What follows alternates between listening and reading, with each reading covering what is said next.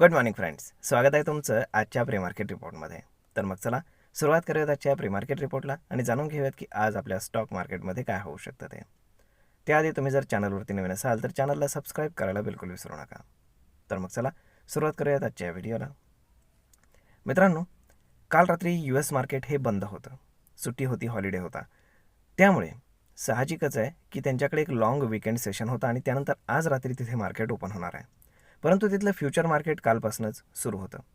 तर आता जर आपण USचे फ्युचर्स पाहिले तर ते मोर दॅन 1% डाऊन आहेत.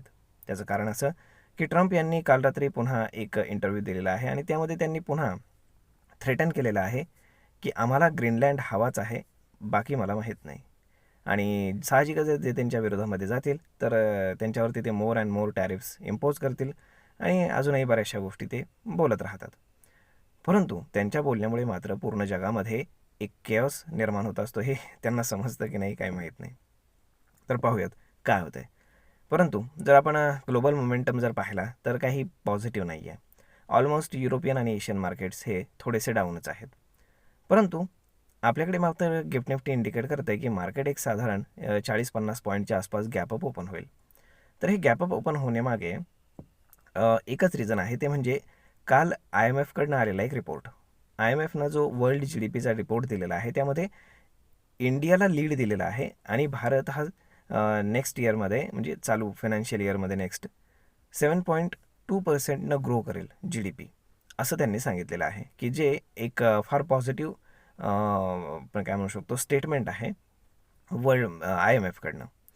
तर मग अशा पद्धतीनं त्यामुळे ती गोष्ट फक्त आपल्या फेवरमध्ये आहे, अदरवाईज बाकी कुठलीही गोष्ट फेवरमध्ये नाही आहे, लक्षात असू द्या. आता काल जर आपण पाहिलं तर काल मार्केट ड्रॅगडाऊन करण्यामध्ये सगळे मेजर इंडेक्स हेवीवेट होते, जसं की Reliance, ICICI bank, HDFC bank, हे सगळ्यांचे जरी समजा HDFC बँकचा रिझल्ट चांगला आलेला असला तरीसुद्धा मार्केटला ड्रॅगडाऊन करण्यात आलेला आहे. तर होप सो पाहूयात पुढे काय होतं ते. परंतु एकंदर जर सगळ्या गोष्टी पाहिल्या तर मोस्टली निगेटिव्ह सेटअप आहे.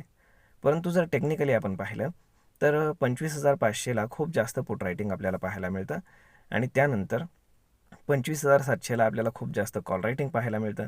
ह्या हिशोबाने आपण जर सपोर्ट आणि रेजिस्टन्स पाहिला तर तो मिळतो आपल्याला साधारण 25,500च्या आसपास आपल्याला सपोर्ट मिळतो आणि 25,700 ते 25,800च्या आसपास आपल्याला रेजिस्टन्स मिळतो. याच्या दरम्यान मार्केट राहण्याची खूप हायली पॉसिबिलिटी आहे, कारण आज आहे निफ्टीची एक्सपायरी. त्यामुळे आता जर आपण FISDIचा डेटा पाहिला तर FISनं अगेन 4,000 कोटींच्या आसपास सेलिंग केलं आहे. डोमेस्टिक इन्स्टिट्यूशन्सनं ऑलमोस्ट तेवढंच बाईंगही केलेलं आपल्याला पाहायला मिळतं. तर आता बाकीच्या जर आपण गोष्टी पाहिल्या तर फार काही आपण काय म्हणू शकतो की पॉझिटिव्हिटी मार्केटमध्ये नाही आहे आणि सध्या मार्केट टेक्निकली सेल ऑन राईजच्या मोडमध्ये आहे. म्हणजे जेव्हा जेव्हा मार्केट 25,700 ते 25,800च्या आसपास जाईल तिथनं एक सेलिंग प्रेशर आपल्याला पाहायला मिळेल की जे अगेन मार्केटला 25,500च्या आसपास घेऊन येईल. परंतु एक फ्रेश सेल ऑफ आपल्याला कधी पाहायला मिळू शकतो, जेव्हा मार्केट 25,500च्या खाली क्लोज करेल डेली बेसिसवर. त्यानंतर आपल्याला एक फ्रेश सेल ऑफ मार्केटमध्ये पाहायला नक्कीच मिळेल. त्यामुळे आता पाहूयात पुढे काय घडतं ते. परंतु आज US मार्केट जेव्हा चालू होईल तेव्हा ट्रम्प अजून तोपर्यंत काही स्टेटमेंट करतात का, मग ते स्टेटमेंट पॉझिटिव्ह असेल की निगेटिव्ह असेल, या बऱ्याचशा गोष्टी डिपेंड आहेत की मार्केट आज रात्री US मार्केट कुठे क्लोज होईल आणि त्यानंतर मग पाहता येईल की पुढे काय होईल ते. तर होप सो सगळं काही व्यवस्थित व्हावं हीच आपली इच्छा आहे. तर मग मित्रांनो, हा व्हिडिओ, ही माहिती तुम्हाला कशी वाटली हे तुम्ही आम्हाला कमेंट करून नक्कीच सांगा. आणि जर हा व्हिडिओ तुम्हाला आवडला असेल तर आपल्या जवळच्या मित्रमंडळींसोबत देखील हा व्हिडिओ तुम्ही शेअर करायला विसरू नका. धन्यवाद.